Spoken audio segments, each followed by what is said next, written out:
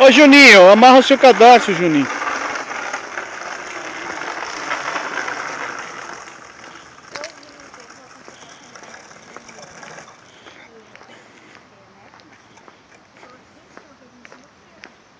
Viu, Juninho? Se tiver que frear, não põe seu tênis no chão, não. Freia com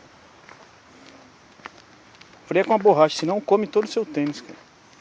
Por que tem farpas no pneu? Porque é um pneu. É por causa que aquele pneu ele é radial, né? Ele tem uma alma de aço dentro dele. Por isso que eu cortei e aí ficou essa alma de aço aí aparecendo. Da hora andar de carrinho de roda.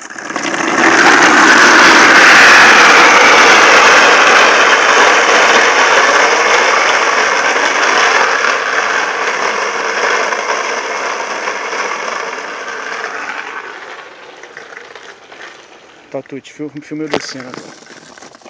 Tá filmando já. Vou lá com o Juninho. Lá vai, Juninho!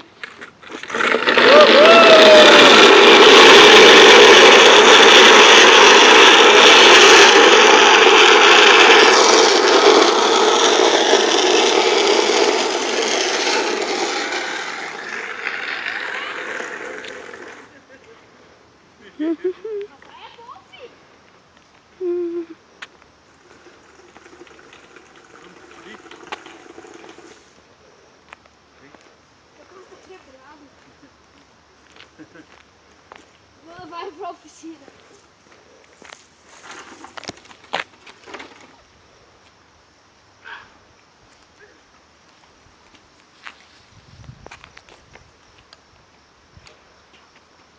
Papai, leva aqui. É muito pesado.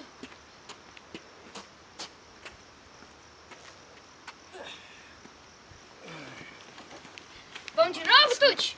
Papai, vamos eu e você? Vamos.